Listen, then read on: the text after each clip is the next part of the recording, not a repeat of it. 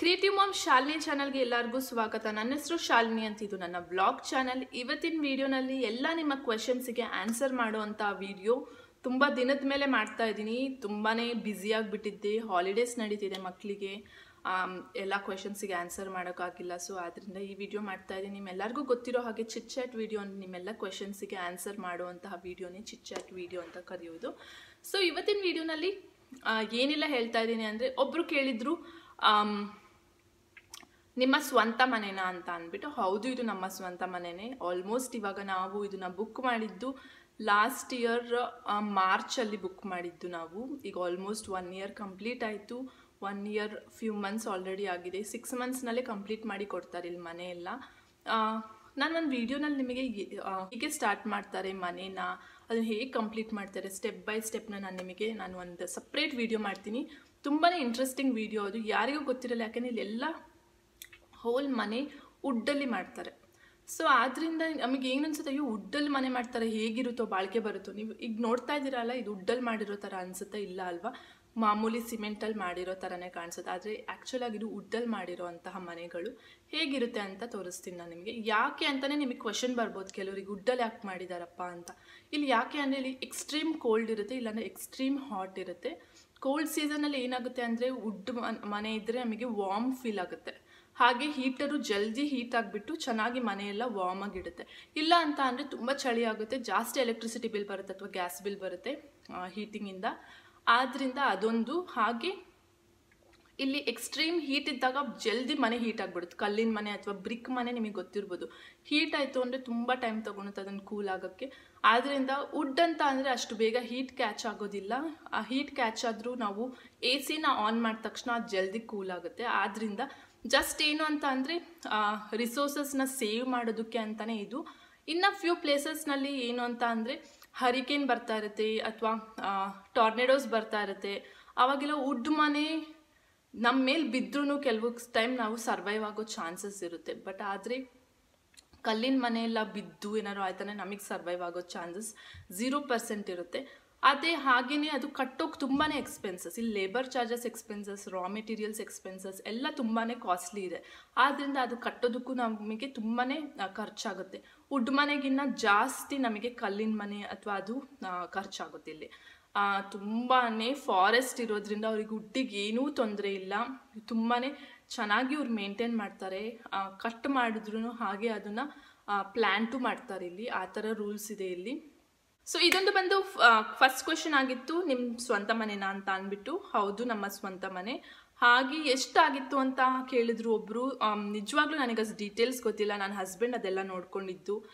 ನಂದು ಏನಿದ್ರು ಏನೇನು ಸೆಲೆಕ್ಟ್ ಮಾಡೋದು ನಂದು ಡಿಪಾರ್ಟ್ಮೆಂಟ್ ಆಗಿತ್ತು. ಯಾವುದು ಬೇಕು, ಏನು ಬೇಡ, ಯಾವ್ಯಾವ ಅಪ್ಗ್ರೇಡ್ಸ್ ತೊಗೋಬೇಕು, ಯಾವುದಾದ್ರು ಬೇಡ ನಮಗೆ, ಅದೆಲ್ಲ ನನ್ನ ಡಿಪಾರ್ಟ್ಮೆಂಟ್ ಆಗಿತ್ತು. ಪ್ರೈಸು ಅದೆಲ್ಲ ಅವ್ರ ಡಿಪಾರ್ಟ್ಮೆಂಟ್ ಫೈನಾನ್ಸಿಂದು. ಆದ್ದರಿಂದ ನನಗೆ ಅಷ್ಟು ಡೀಟೇಲಾಗಿ ಗೊತ್ತಿಲ್ಲ ಇಲ್ಲಿ ನಂದು ಎಲ್ಲಿ ಹೇಗೆ ಅಂತ. ಇಲ್ಲಿ ಹೇಗೆ ಅಂತ ಅಂದರೆ ಏರಿಯಾ ಮೇಲೆ ಡಿಪೆಂಡ್ ಆಗುತ್ತೆ. ಒಂದೇ ಊರಲ್ಲಿದ್ದರೂ ನಮಗೆ ಹೇಗೆ ಬೆಂಗಳೂರಿನಲ್ಲಿ ನಮ್ಮ ವೈಟ್ ಫೀಲ್ಡ್ನಲ್ಲಿ ಒಂದು ಪ್ರೈಸ್ ಇದ್ದರೆ, ಜಯನಗರಲ್ಲಿ ಒಂದು ಪ್ರೈಸ್ ಇರುತ್ತೆ, ಮಲ್ಲೇಶ್ವರಮಲ್ಲಿ ಒಂದು ಪ್ರೈಸ್ ಇರುತ್ತೆ. ಅದೇ ಥರನೇ ಇಲ್ಲೂ ಅಷ್ಟೇ. ನಾನಿರೋದು ಅಟ್ಲಾಂಟಾನಲ್ಲಿ. ಅಟ್ಲಾಂಟಲ್ಲಿ ಡಿಫ್ರೆಂಟ್ ಏರಿಯಾಸ್ ಇದೆ. ಹಳೆ ಏರಿಯಾಸಿಗೆ ಹೋದರೆ ತುಂಬ ಎಕ್ಸ್ಪೆನ್ಸಿವ್. ಹೊಸ ಏರಿಯಾಸಿಗೆ, ಈಗ ಡೆವಲಪ್ ಆಗ್ತಿರೋ ಏರಿಯಾಸಿಗೆ ಹೋದರೆ ಕಡಿಮೆ ಇರುತ್ತೆ. ಮೇನ್ ರೋಡ್ಸ್ನಲ್ಲಿ ಮನೆಗಳಿತ್ತು ಅಂದರೆ ಜಾಸ್ತಿ ಇರುತ್ತೆ. ತುಂಬ ಇಂಟೀರಿಯರಲ್ಲಿ ಮನೆ ಇತ್ತು ಅಂತ ಅಂದರೆ ಕಡಿಮೆ ಆಗುತ್ತೆ. ಆಮೇಲೆ ಸ್ಕ್ವೇರ್ ಫೀಟ್ ಮೇಲೆ ಮತ್ತು ಇದು ಮತ್ತು ಯಾವ ಪ್ಲ್ಯಾನ್ ತೊಗೊಂಡಿದ್ದೀವಿ, ಯಾವ ಥರ ಇದೆ, ಎಷ್ಟು ಮೆಟೀರಿಯಲ್ಸ್ ತೊಗೊಳ್ತಾ ಇದ್ದೀವಿ, ಖರ್ಚಾಗ್ತಿದೆ, ಅದೆಲ್ಲದ್ರ ಮೇಲೂ ಡಿಪೆಂಡ್ ಆಗುತ್ತೆ ಮನೆಗಳು.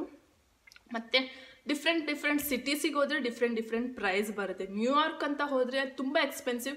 ಮೋಸ್ಟ್ಲಿ ಇಂಡಿಯನ್ಸ್ ಏನಂದರೆ ನ್ಯೂಯಾರ್ಕ್ ಒಳಗಿರಲ್ಲ, ಸಬಬ್ಸ್ ಅಂತ ಹೇಳ್ತಾರೆ. ನ್ಯೂಯಾರ್ಕಲ್ಲಿ ಕೆಲಸ ಮಾಡ್ತಾಯಿದ್ರು ಸ್ವಲ್ಪ ದೂರದಲ್ಲಿರ್ತಾರೆ, 30-40 ಕಿಲೋಮೀಟ್ರ್ ದೂರದಲ್ಲಿ. ಅಲ್ಲಿ ಕಡಿಮೆ ರೇಟಿಗೆ ಸಿಗುತ್ತೆ, ತುಂಬ ಕಡಿಮೆ ರೇಟಿಗೆ ಸಿಗುತ್ತೆ ಅಲ್ಲಿ ಮನೆಗಳು. ನ್ಯೂಯಾರ್ಕ್ ಮೇನ್ ಏರಿಯಾನಲ್ಲಿ ತುಂಬ ಎಕ್ಸ್ಪೆನ್ಸಿವು. ಹಾಗೆ ನ್ಯೂ ಜರ್ಸಿ ಬಂತು ಅಂದರೆ ಸಬಬ್ಸಲ್ಲಿ ಇರ್ತಾರೆ, ಅಲ್ಲಿ ಕಡಿಮೆ ರೇಟ್ ಇರುತ್ತೆ. ಆ ಥರನೇ ಎಲ್ಲ ಇಂಡಿಯನ್ಸೂ ನ್ಯೂಯಾರ್ಕ್ ಅಂದ ತಕ್ಷಣ ನ್ಯೂಯಾರ್ಕಲ್ಲೇ ಇರೋದಿಲ್ಲ. ಅವರು ಸಬಬ್ಸ್ ಅಂದರೆ ದೂರ ಇರ್ತಾರೆ, ನ್ಯೂಯಾರ್ಕ್ನಲ್ಲಿ ಕೆಲಸ ಮಾಡ್ತಾ ಇರ್ತಾರೆ. ಅದೇ ಥರನೇ ಇಲ್ಲೆಲ್ಲನೂ ಡಿಪೆಂಡ್ಸ್, ಏರಿಯಾ ಮೇಲೂ ಡಿಪೆಂಡ್ ಆಗುತ್ತೆ ಪ್ರೈಸಸ್ ಇಲ್ಲಿ. ಆಮೇಲೆ ಏನು ಮೆಟೀರಿಯಲ್ಸ್ ಯೂಸ್ ಮಾಡ್ತೀವಿ, ಯಾರು ಬಿಲ್ಡರ್. ಫಾರ್ ಎಕ್ಸಾಂಪಲ್ ಇಂಡಿಯಾನಲ್ಲಿ ಶೋಭಾ ಬಿಲ್ಡರ್ಸ್ ಇದ್ದರೆ ತುಂಬ ಎಕ್ಸ್ಪೆನ್ಸಿವ್. ಹಾಗೆ ಪ್ರೆಸ್ಟೀಜ್ ಅಂತಂದರೆ ಶೋಭಾ ಅವ್ರಿಗಿನ್ನ ಸ್ವಲ್ಪ ಕೆಳಗೆ. ಆಮೇಲೆ ಮತ್ತೆ ಬೇರೆ ಬೇರೆ ಬಿಲ್ಡರ್ಸು ಅವರೆಲ್ಲ ಬರ್ತಾ ಇದ್ದಾರೆ, ಇಂಡಿಪೆಂಡೆಂಟ್ ಬಿಲ್ಡರ್ಸ್ ಇರ್ತಾರೆ ಇಲ್ಲೂ. ಅಲ್ಲಿ ಹೇಗಿರ್ತಾರೋ ಅದೇ ಥರನೇ ಇಲ್ಲಿ ಇಂಡಿಪೆಂಡೆಂಟ್ ಬಿಲ್ಡರ್ಸು ಸಹ ಇರ್ತಾರೆ, ಒಂದೇ ಒಂದು ಮನೆ ಕಟ್ಕೊಡೋರು ಆ ಥರ ಇರ್ತಾರೆ. ಹೇಗೆ ಅಲ್ಲಿ ರಿಯಲ್ಟರ್ಸ್ ಇರ್ತಾರಲ್ಲ ಏಜೆಂಟ್ಸ್, ಹಾಗೂ ಇಲ್ಲೂ ಇರ್ತಾರೆ. ನಮ್ಮ ಮನೆ ಬೇಕು ಅಂದರೆ ಆ ರಿಯಲ್ಟರ್ಸ್ ಥ್ರೂ ಹೋದರೆ ನಮಗೆ ಕಮಿಷನ್ ಸಿಗುತ್ತೆ, ಸೇಲ್ ಮಾಡಿರೋರು ನಮಗೆ ಕಮಿಷನ್ ಕೊಡ್ತಾರೆ. ಆ ಥರ ಡಿಫ್ರೆಂಟ್ ಹೇಗೆ ಇಂಡಿಯಾನಲ್ಲಿ ಹೇಗಿರುತ್ತೋ ಅದೇ ಥರನೇ ಇಲ್ಲೂ ಇದೆ ಆ ಕಾನ್ಸೆಪ್ಟ್ ಎಲ್ಲ, ಏನೂ ಡಿಫ್ರೆಂಟ್ ಇಲ್ಲ. ಬಟ್ ಏನಂದರೆ ಇಲ್ಲಿ ವುಡ್ ಮನೆ, ಅಲ್ಲಿ ಬಂದುಬಿಟ್ಟು ನಮ್ಮ ಬ್ರಿಕ್ಸು ಇಲ್ಲಾಂದರೆ ಸ್ಟೋನ್ಸ್ ಮನೆ ಇರುತ್ತೆ ಅಲ್ಲಿ, ಅಷ್ಟೇ ಡಿಫ್ರೆನ್ಸು. ಸೊ ತುಂಬ ಜನ ನ್ಯೂ ಇಯರ್ಗೆ ವಿಶ್ ಮಾಡಿದ್ದಾರೆ, ಥ್ಯಾಂಕ್ ಯು ಸೋ ಮಚ್. ಮತ್ತೊಂದ್ಸಲಿ ನಿಮ್ಮ ಎಲ್ಲರಿಗೂ ಹ್ಯಾಪಿ ನ್ಯೂ ಇಯರ್ ಅಂತ ಹೇಳೋಕೆ ಇಷ್ಟಪಡ್ತೀನಿ. ಇನ್ನೊಬ್ಬರು ಕ್ವಶನ್ ಕೇಳಿದ್ರು, ಅಲ್ಲಿ ಟೈಮ್ ಎಷ್ಟು ಅಂತ ತುಂಬ ಜನ ಕೇಳಿದರು. ಇಲ್ಲಿ ಹೇಗಿದೆ ಅಂತ ಅಂದರೆ ಇವತ್ತೇನು ಥರ್ಸ್ಡೇ ಅಲ್ವಾ, 3rd Jan ಥರ್ಸ್ಡೇ. ಇವಾಗ ನನಗೆ 9:45 ಆಗಿದೆ. ಅಲ್ಲಿ ಎಷ್ಟಾಗಿರುತ್ತೆ ಅಂದರೆ ಟೈಮು 8:15 ಆಗಿರುತ್ತೆ ಅಲ್ಲಿ ಟೈಮ್. ಅಂದರೆ ನಮ್ಮದು 13.5 ಅವರ್ ಡಿಫ್ರೆನ್ಸ್ ಇದೆ ಇವಾಗ. ಇಲ್ಲಿ ಟೈಮ್ ಚೇಂಜ್ ಆಗುತ್ತೆ. ಡೇ-ಲೈಟ್ ಸೇವ್ ಅಂತ ಅಂದ್ಬಿಟ್ಟು ನವಂಬರಲ್ಲಿ ಮತ್ತು ಮಾರ್ಚಲ್ಲಿ ಚೇಂಜ್ ಆಗುತ್ತೆ ಟೈಮು. ಆವಾಗ ನವಂಬರ್ನಲ್ಲಿ 1 ಅವರ್ ಕಡಿಮೆ ಆಗುತ್ತೆ ನಮಗೆ, ಆಮೇಲೆ ಮಾರ್ಚಲ್ಲಿ 1 ಅವರ್ ಜಾಸ್ತಿ ಆಗುತ್ತೆ. ಅಂದರೆ ಆವಾಗ 14.5 ಅವರ್ ಡಿಫ್ರೆನ್ಸ್ ಆಗುತ್ತೆ. ಇವಾಗ ನಮಗೆ 13.5 ಅವರ್ ಡಿಫ್ರೆನ್ಸ್ ಇದೆ ಇವಾಗ, ಅಷ್ಟೇ. ಅಷ್ಟು ಡಿಫ್ರೆನ್ಸ್ ಇದೆ ಇಂಡಿಯಾಗೂ ಇಲ್ಲಿಗೂ. ಸೊ ನೀವು ಕ್ಯಾಲ್ಕುಲೇಟ್ ಮಾಡ್ಬೋದು. ನಿಮಗಲ್ಲಿ ಬೆಳಗ್ಗೆ ಆಗಿದ್ರೆ ನಮಗಿಲ್ಲಿ ರಾತ್ರಿ ಆಗುತ್ತೆ, ನಮಗಿಲ್ಲಿ ರಾತ್ರಿ ಆಗಿದೆ ನಿಮಗೆ ನೆಕ್ಸ್ಟ್ ಡೇ ಬೆಳಗ್ಗೆ ಆಗಿರುತ್ತೆ, ಅಷ್ಟೇ ಡಿಫ್ರೆನ್ಸ್. ಇಲ್ಲಿ ಜಾಸ್ತಿ ಏನೂ ಕಾಂಪ್ಲಿಕೇಟೆಡ್ ಇಲ್ಲ. ಹಾಗೆ ಒಂದೇ ಕಂಟ್ರಿನಲ್ಲಿ ಡಿಫ್ರೆಂಟ್ ಟೈಮ್ಸ್ ಇದೆ. ಕ್ಯಾಲಿಫೋರ್ನಿಯಾ ಸೈಡ್ ಹೋದರೆ 3 ಗಂಟೆ ಡಿಫ್ರೆನ್ಸ್ ಇದೆ. ಸೆಂಟ್ರಲ್ ಅಮೆರಿಕಾ ಹೋದರೆ ನಮಗೂ ಅವರಿಗೂ 1 ಅವರ್ ಡಿಫ್ರೆನ್ಸ್ ಇದೆ. ನಮಗೂ ಮತ್ತು ಕ್ಯಾಲಿಫೋರ್ನಿಯಾ ಸೈಡ್ ಅವರಿಗೆ 3 ಅವರ್ ಡಿಫ್ರೆನ್ಸ್ ಇರುತ್ತೆ. ಆ ಥರ ಡಿಫ್ರೆಂಟ್ ಏರಿಯಾಸಿಗೆ ಹೋದರೆ ಮತ್ತು ನಮ್ಗಳಿಗೇ ಡಿಫ್ರೆಂಟ್ ಟೈಮಿಂಗ್ಸ್ ಇರುತ್ತೆ. ಯಾಕೆಂದರೆ ತುಂಬ ಹ್ಯೂಜ್ ಕಂಟ್ರಿ ಇದು, ಅಷ್ಟು ಹ್ಯೂಜ್ ಕಂಟ್ರಿ ಇದೆ ಅಲ್ಲಿಂದ ಇಲ್ಲಿಗೂ ಕಾಂಟಿನೆಂಟಲ್ಲಿ. ಸೊ ಆದ್ದರಿಂದ ಇಲ್ಲಿ ಟೈಮಿಂಗ್ಸ್ ಡಿಫ್ರೆಂಟ್ ಏರಿಯಾನಲ್ಲಿ ಡಿಫ್ರೆಂಟ್ ಇರುತ್ತೆ ಅಷ್ಟೇ. ಕೆಲವರು ಕೇಳ್ತಾ ಇದ್ರು, ನೀವು ಎಲ್ಲಿಂದ ಬಂದಿರೋದು? ನಾನು ಚಿಕ್ಕಮಂಗ್ಳೂರು ಡಿಸ್ಟ್ರಿಕ್ಟಿಂದ ಬಂದಿರೋದು, ನಾನು ಅಟ್ಲಾಂಟಾನಲ್ಲಿ ಇರ್ತೀನಿ. ತುಂಬ ಜನ ಹಾಗೆ ಕೇಳಿದ್ರು, ನಿಮ್ಮ ಮದರ್ ಟಂಗ್ ಯಾವುದು ಅಂತ ಅಂದ್ಬಿಟ್ಟು. ನನ್ನ ಮದರ್ ಟಂಗ್ ಬಂದು ತೆಲುಗು. ನಾನು ತೆಲುಗು ಪರ್ಫೆಕ್ಟಾಗಿ ಮಾತಾಡ್ತೀನಿ, ಓದೋಕ್ಕೂ ಬರುತ್ತೆ ನನಗೆ, ಯಾಕೆಂದರೆ ಕನ್ನಡ ಥರನೇ ಇರೋದ್ರಿಂದ. ನಾನು ಕಲ್ತಿದ್ದೆಲ್ಲ ಕನ್ನಡನೇ ಓದೋಕ್ಕೆ ಬರೆಯೋಕ್ಕೆ, ಬಟ್ ತೆಲುಗುನೂ ನಾನು ಓದೋಕ್ಕೆ ಬರುತ್ತೆ. Mother tongue Telugu.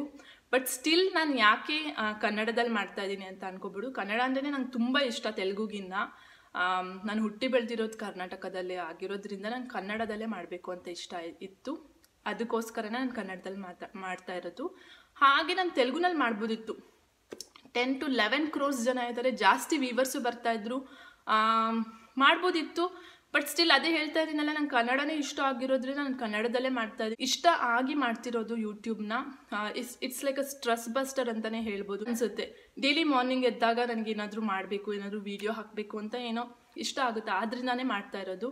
That's Kannada ತುಂಬ ಇಷ್ಟ, ಸ್ಟ್ರೆಸ್ ಬಸ್ಟರ್ ಅಂತ ಮಾತ್ರನೇ ನಾನಿದು ಮಾಡ್ತಾ ಇರೋದು ಅಷ್ಟೇ, ಇನ್ನೇನೂ ಇಲ್ಲ. ಆಮೇಲೆ 500 ಸಬ್ಸ್ಕ್ರೈಬರ್ಸ್ ಆಗಿರೋದಕ್ಕೆ ನಾನು ಒಂದು ವೀಡಿಯೋ ಮಾಡಿದೆ. ತುಂಬ ಜನ ಕಂಗ್ರ್ಯಾಟ್ಸ್ ಹೇಳಿದ್ರು, thank you so much. 1000 subscribers reach ಆಗೋದಕ್ಕೂ ಹೀಗೆ ಹೆಲ್ಪ್ ಮಾಡ್ತೀರಾ ಅಂತ ಅಂದ್ಕೊಂಡಿದ್ದೀನಿ. ಹೆಲ್ಪ್ ಮಾಡ್ತೀರಾ ಅಂತ ಗೊತ್ತು. ಯಾರಾದರೂ ಈ ವಿಡಿಯೋ ನೋಡ್ತಿದ್ರೋ ಹೊಸೊಬ್ರು, ಪ್ಲೀಸ್ ಸಬ್ಸ್ಕ್ರೈಬ್ ಮಾಡ್ಕೊಳ್ಳಿ, ಲೈಕ್ ಮಾಡಿ. ತುಂಬ ಜನ ನೋಡ್ತೀರಾ, ಲೈಕ್ ಮಾಡೋದಿಲ್ಲ, ಲೈಕ್ ಮಾಡಿ. ನನಗೂ ತುಂಬಾ ಖುಷಿ ಆಗುತ್ತೆ, ಮೋಟಿವೇಟ್ ಅನಿಸುತ್ತೆ, ಮಾಡಬೇಕು ಹೊಸ ವೀಡಿಯೋಸ್ನ ಅಂತ ಅಂದ್ಬಿಟ್ಟು ಲೈಕ್ ಮಾಡಿ. ಇನ್ನೊಂದು ಕ್ವೆಶನ್ ಒಬ್ಬರು ಕೇಳಿದರು, ನಂದು ಸ್ಪಾ ಡೇ ಮಾಡಿದ್ನಲ್ಲ ವೀಡಿಯೋ, ಅದರಲ್ಲಿ ಯೂಸ್ ಮಾಡಿರೋಂತಹ ಎಲ್ಲ ಮಾಸ್ಕ್ ಅಥವಾ ಏನಿದೆ ಅದೆಲ್ಲ ಫೇಶಿಯಲ್ ಸ್ಟಫು, ಅದನ್ನು ನಾವು ಡ್ರೈ ಸ್ಕಿನ್ ಮೇಲೂ ಯೂಸ್ ಮಾಡ್ಬೋದು ಅಂತ. ಡೆಫಿನೆಟ್ಲಿ ಯೂಸ್ ಮಾಡ್ಬೋದು, ಡ್ರೈ ಸ್ಕಿನ್ ಮೇಲೂ ಯಾರು ಬೇಕಾದರೂ ಯೂಸ್ ಮಾಡಬಹುದು ಅದನ್ನು. ಆದಷ್ಟು ನೀವು ಏನಂತ ಅಂದರೆ ಯಾವಾಗಲೂ ಅದರಲ್ಲಿರೋ ಇಂಗ್ರೀಡಿಯೆಂಟ್ಸ್ ಮತ್ತು ಡಿಸ್ಕ್ರಿಪ್ಷನ್ ಓದಲೇಬೇಕು ನೀವು. ಅವ್ರು ಹೇಳಿರ್ತಾರೆ ಡ್ರೈ ಸ್ಕಿನ್ ಮೇಲೆ ಯೂಸ್ ಮಾಡ್ಬೋದಾ ಅಥವಾ ಆಯಿಲ್ ಸ್ಕಿನ್ ಮೇಲೆ ಯೂಸ್ ಮಾಡ್ಬೋದಾ ಅಂತ. ಯೂಶ್ವಲಿ ಇದೆಲ್ಲನೂ ಎಲ್ಲ ಸ್ಕಿನ್ ಮೇಲೂ ಯೂಸ್ ಮಾಡ್ಬೋದು, ಎಸ್ಪೆಷಲಿ ಆ ಶೀಟ್ ಮಾಸ್ಕ್ ಏನಿದೆ ಅಲ್ಲ, ಎಲ್ಲ ಸ್ಕಿನ್ ಮೇಲೂ ತುಂಬ ಚೆನ್ನಾಗಿರುತ್ತೆ. ಮೋಸ್ಟ್ಲಿ ಅದು ಇರೋದೇ ಹೈಡ್ರೇಟ್ ಮಾಡೋದಕ್ಕೆ ಅಂತ. ಸೊ ಡ್ರೈ ಸ್ಕಿನ್ ಅವ್ರಿಗೂ ತುಂಬ ಹೆಲ್ಪ್ ಆಗುತ್ತೆ, ಆಯಿಲಿ ಸ್ಕಿನ್ ಅವ್ರಿಗೂ ಮತ್ತೆ ಇನ್ನೂ ಜಾಸ್ತಿ ಹೆಲ್ಪ್ ಆಗುತ್ತೆ. ಅದರಲ್ಲೇನಿಲ್ಲ, ಜಸ್ಟ್ ಡಿಸ್ಕ್ರಿಪ್ಷನ್ ಓದಿ, ಒಂದೊಂದು ಮಾಸ್ಕ್ ಒಂದೊಂದು ಥರ ಇರುತ್ತೆ.